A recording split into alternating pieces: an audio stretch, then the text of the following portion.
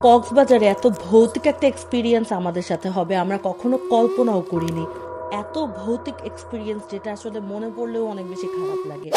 আজকে গাইজ আপনাদের সাথে এমন একটা কাহিনী শেয়ার করব যে স্টোরিটা আসলে এটা কোনো স্টোরি না, একদম রিয়েল একটা কাহিনী যেটা আমাদের সাথে ঘটেছিল কক্সবাজারে, আর যেটা অনেক বেশি ভৌতিক ছিল। আমার মনে পড়লেও গোজ বম্বস আসতে থাকে। আর বেশি লম্বা না করে ভিডিওটা আমি বলা স্টার্ট করি অ্যাকচুয়ালি কি হয়েছিল। তো বছর খানেক আগে আমি, আমার হাজবেন্ড এবং আমার ফ্রেন্ডরা এবং তার হাজবেন্ডরা সবাই মিলে প্ল্যান করেছিলাম যে কেননা আমরা কক্সবাজারে ঘুরে আসি, একটা ছোট্ট কক্সবাজার ট্যুর দিয়ে আসি।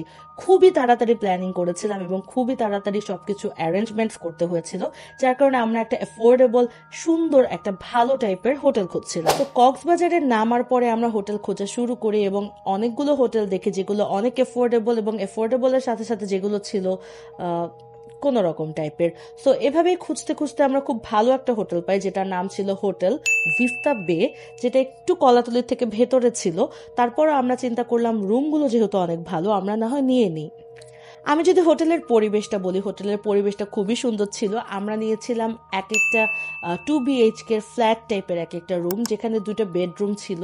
সো অনেক সুন্দর ছিল, যেটার ভিতরে ফ্রিজ ছিল, 2টা বাথরুম ছিল, 2টা আলাদা ব্যালকনি ছিল, পুরো সেপারেট 2টা বেডরুমের একটা বড় একটা রুম ছিল। সো এটা খুবই সুন্দর ছিল, এতটা সব ধরনের সুযোগ সুবিধা ছিল এবং রিজনেবল প্রাইসের মধ্যেও ছিল। সো আমরা 2টা ফ্যামিলি এক একটা করে ভাবে থাকতে পারতাম, যার কারণে খুব এফোর্ডেবল আমাদের সবার জন্য ছিল।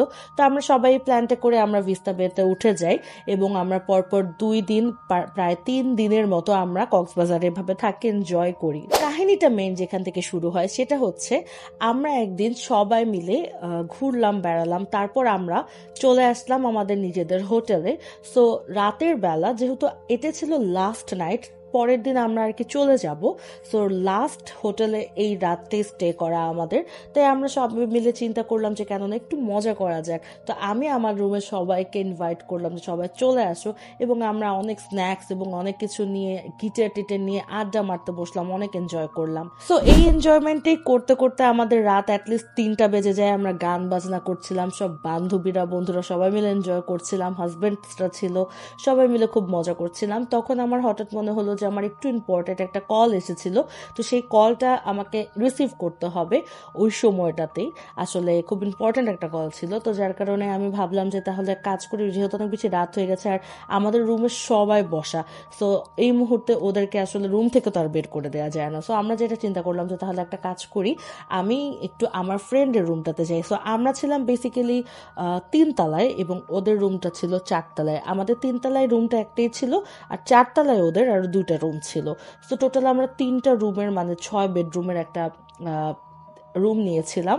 তো যাই হোক আমি তখন আমার রুম থেকে উপরের রুমটাতে চলে গেলাম, যেহেতু আমাকে কলটা অ্যাটেন্ড করতে হবে, এবং আমার হাজব্যান্ড আমার সাথে গেল, কারণ অবভিয়াসলি একা আমি এত রাতে রুমে যেতে পারবো না এভাবে করে হোটেলে। সো আমরা গিয়েছি, তো আমার হাজব্যান্ড একটা রুমে বসা ছিল, আমি পাশের রুমে ফোনে কথা বলছিলাম, এবং কথা বলতে বলতে সাডেনলি 10 মিনিটের মতো ক্রস হয়ে যায় এবং হুট করে দেখি আমার হাজব্যান্ড চিৎকার করছে, একদম বাচ্চাদের মতো চিৎকার করছে এবং সমানে সুরা পড়ছে। আমি একদম ঘাবড়ে যাই এবং আমি এই রুমে দৌড়ে আসি। আমি বলতে থাকি কি হয়েছে কি হয়েছে। ও বলতে থাকে তাড়াতাড়ি রুম থেকে বের হও, তাড়াতাড়ি রুম থেকে বের হও। অ্যান্ড আই ওয়াজ লাইক, কি এমন হয়ে গেল এত অল্প সময়ের মধ্যে যে তুমি এভাবে করে বলছো, এটা কখনোই মানে এরকম ওকে আমি দেখিনি। সো আমি যখন ওকে এরকম দেখলাম, আমি দেখলাম ও পুরো ঘামা শুরু হয়ে যাচ্ছে, মানে একদম অস্থির হয়ে গেছে, ভয়ের চোটেও মানে অস্থির হয়ে গেছে। সো এইসব দেখার পর আমি তাড়াতাড়ি রুমের লক খোলার চেষ্টা করতেছি। মেইন যে দরজাটা, সেই দরজাটার লকটা আমরা কোনোভাবেই খুলতে পারছি না, অনেকবার চেষ্টা করে আমি খুলতে পারছি না। সো ওই মুহূর্তে আমি সূরা পড়া স্টার্ট করে দিলাম এবং সূরা পড়ার সাথে সাথে দেখলাম যে আল্লাহর রহমতে কিভাবে যেন লকটা খুলে গেছে। অ্যান্ড আমি আর আমার হাজবেন্ড তাড়াতাড়ি দৌড়ে নিচে নামি, কোনো লিফট ইউজ করি না, ডিরেক্ট স্টেয়ার্স দিয়ে নিচে নামি এবং নিচে নেমে আমরা আমাদের রুমে যাই। এবং ওরা সবাই ওখানে তখন কিন্তু এনজয় করছিল। যাওয়ার সাথে সাথে আমরা ওদেরকে এই কথাটা বলার পর না সবাই দেখলাম হুট করে চুপ হয়ে গেল। এবং সবাই মানে একটা থাকে যে ফ্রেন্ডসরা যখন একটা কিছু বলে তখন সেটা নিয়ে খুব মজা করে অন্যজনরা, কিন্তু সেদিন যেটা হয়েছিল ওরা সব শোনার পর না খুব সিরিয়াস হয়ে গেল এবং সবাই চুপ হয়ে গেল। তখন আমি বুঝলাম যে এটা অ্যাকচুয়ালি আমাদের সাথে একা না, ওদের সবার সাথে কোনো না কোনো সময় ঘটেছে। এবং পরবর্তীতে যখন ওদের সাথে কথা বলছিলাম এবং শেয়ার করলাম বিষয়টা, তখন দেখলাম যে একটার পর একটা সবাই তাদের স্টোরি বলছে যে তাদের খুব প্রবলেম হচ্ছিল। প্রবলেমটা মেইন যেটা হয়েছিল, রুমে ঢোকার পরে আমার হাজব্যান্ড বলবেন নাইম, ও যেটা বললো যে ও দেখতে পাচ্ছিল, মানে হুট করে ওর মনে হচ্ছিল যে ড্রয়ারের ভিতরে কারো গলা কাটা, কোথাও মনে হয় হাত কাটা ঝুলছে কিছু, বা কোথাও কিছু এই টাইপের কিছু ভৌতিক কিছু দেখা যাচ্ছে। আবার ওর মনে হচ্ছিল পর্দাগুলো নড়ছে, পর্দার পাশ থেকে কেউ তাকিয়ে আছে। সো এই টাইপের খুবই মানে অস্বস্তিকর কিছু জিনিসপত্র ওর মনে হচ্ছিল, ইম্যাজিন করছিল। এবং ইম্যাজিন করার সাথে সাথে ও আমাকে জোর করে বলছিল, কিন্তু ও আমাকে 10 মিনিট থেকে ডাকছিল, আমি ওর সাউন্ড একবারও শুনতে পাইনি, এবং ও যে আমাকে জোরে জোরে চিৎকার করে ডাকছে আমি একবার ওটা শুনতে পাচ্ছিলাম না। সো এমন একটা ভৌতিক অবস্থা, যেখানে ও যখন আমাকে বললো যে এমন এমন অবস্থা, আমার দেখেন গোস বাম্পস হচ্ছে। সো ও যখন এই কথাগুলো বলছিল আমি রীতিমতো মানে শুনতে পাচ্ছিলাম না, কিন্তু পরবর্তীতে আমি যখন হুট করে ওর কথা শুনলাম, ও যখন সূরা পড়া শুরু করলো, তখন অ্যাকচুয়ালি মেইনলি ওর কথাটা আমি শুনতে পেলাম। এবং ওর কথা শোনার পরে আমরা যখন এরকম করলাম, তখন আমারও মনে হচ্ছিল পুরো রুমটা ভার হয়েছে, একটা কেমন ভার ফিল হবে আপনার। তো এই ভারটা আসলে আমরা কোনোভাবে আমি বুঝে বলতে পারছি না আসলে কেমনটা ফিল হবে। চারিদিকে মনে হবে ঘোর কিছু একটা হচ্ছে, মানে আমরা একটা কেমন টাইপের যেন একটা গোলক কিছুর মধ্যে আটকে আছি, এরকম কিছু মনে হচ্ছিল। এবং যখন আমরা দরজাটা খুলতে যাই, খুলছিল না দরজা, সাম হাউ এটা কোনোভাবে লক হয়ে গিয়েছিল। কিভাবে লক হয়েছিল আমরা নিজেরাও জানি না। সো আমরা কিন্তু ডোর লক করেও ইভেন ঢুকি নাই, আমাদের যে একেবারে মেইন ডোর হোটেলের, সেই হোটেলের মেইন ডোরও কিন্তু আমরা লক করিনি, বাট লক কেন হয়ে গেল সেটা আমরা বুঝিনি। তো যাই হোক, পরবর্তীতে আমরা এই এক্সপিরিয়েন্সটা যখন ওদেরকে শেয়ার করলাম, শেয়ার করার পরে নায়াম হুট করে বললো যে ওর ফোনটা আসলে উপরেই রেখে চলে এসেছে, এরকম তাড়াহুড়া করতে যে ফোনটা আসলে উপরে। তো আমরা অনেক খোঁজাখুঁজি করলাম, আমরা বললাম তুমি ফোন কিভাবে করে, একটা মানুষের যখনই যাই হোক না কেন, আমাদের আমরা যেরকম মানুষ, ফোন কখনো রেখে আসবো না, ফোন হাতে করে নিয়ে আসবো। সো তখন আমি এবং আমাদের আরো কিছু ফ্রেন্ডরা আমরা সবাই আবার উপরে গেলাম। উপরে যেয়ে দেখলাম যে হ্যাঁ, ফোন ওইখানেই রাখা, ড্রয়ারটার উপরেই ফোনটা রাখা, মানে 4th ফ্লোরের রুমের ভেতরে ফোনটা রাখা। এখন নায়ামের ডাউট হলো, নায়াম বারবার বলছে আমি ফোন 4th ফ্লোরে রেখে আসিনি, আমরা আমাদের রুমে মানে 3rd ফ্লোরে আমাদের ফোনটা সাথে করে নিয়ে এসেছিলাম।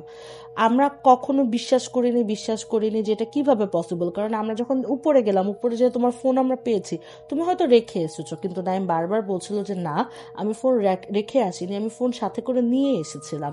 সো যাই হোক, এই সব কিছুর পরে ওরা ওদের এক্সপিরিয়েন্স শুরু করলো শেয়ার করা, যে ওদেরও কেমন রুমটা ভার ভার লাগছিল, প্রথম দিন ঢোকার পর থেকেই কেমন যেন একটা গোমট টাইপের রুম লাগছিল সেই একটা রুমে। এটার রুমের নাম্বারটা আমার এক্স্যাক্টলি মনে নেই, কিন্তু রুমটা আসলে এরকম লাগছিল, ওদের ভার ভার লাগতো, রাতের ঘুম হতো না।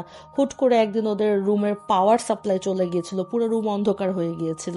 তো এরকম আরো অনেক কাহিনী হতেই থাকতো এই গত 2 দিনে। সো তারপরে যেটা হলো, আসলে এই কাহিনীর পরে আমরা সারা রাত কেউ ঘুমাতে পারিনি, সবাই রাত্রে আমার রুমে ছিল, এবং আমরা সবাই কোনোভাবে সকাল পর্যন্ত ওয়েট করলাম। এবং সকাল হওয়ার সাথে সাথে আমরা অথরিটিকে জানালাম বিষয়টা, এবং তাদের সাথে কথা বললাম। তারা ওই মুহূর্তে যখন যে ছিলেন সেখানে, তাদের সাথে কথা বললাম, এবং বলার পরে তারা আসলে তারা কি বলবে, এখানে বলার তো কিছু নাই। আর আসলে এইসব জিনিসটা অনেকে বিশ্বাসও করতে চায় না, ভৌতিক বিষয়গুলো আসলে অনেকে মানতে চায় না, বিশ্বাস করতে চায় না। তো আমরা একটা চিন্তা করলাম যে কেননা আমরা একটু সিসিটিভি ক্যামেরা দেখি, যে আসলে নায়েম যেটা বলছিল যে ও ফোন হাতে করে 4তলা থেকে 3তলায় নিয়ে এসেছিল, কিন্তু পরবর্তীতে আমরা 4তলাতে ফোনটা পাই।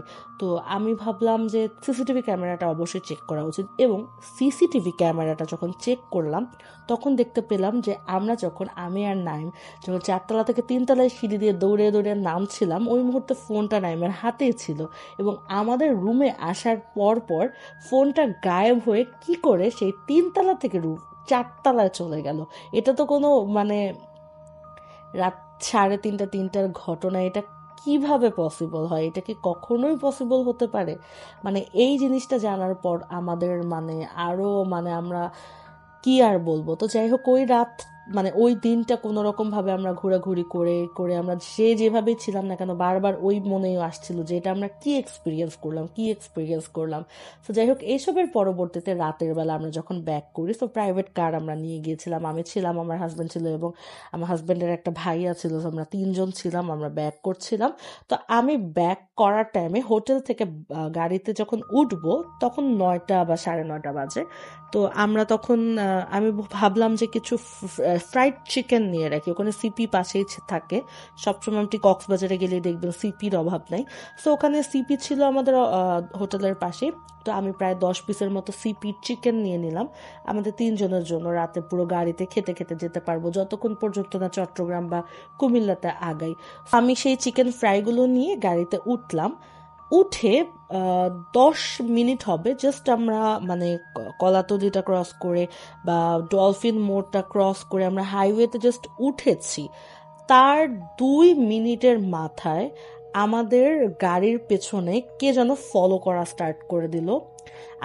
আমরা 3জনই জাস্ট দেখছিলাম পিছনে এভাবে লাইটস জ্বলছে, হেডলাইটস জাস্ট জ্বলতেছে, আর কিচ্ছু দেখতে পাচ্ছি না। তো নাইম আর ওর ভাইয়া 2জনই বলছিল যে হতে পারে অনেক সময় প্রাইভেট কার দেখলে অনেক হাইস বা অনেক কি বলে গাড়ি আটকানোর চেষ্টা করে চুরি করার জন্য, মানে ডাকাতি করার জন্য। সো আমরা কি করলাম, গাড়ির স্পিডটা আরো বেশি বাড়ায় দিলাম।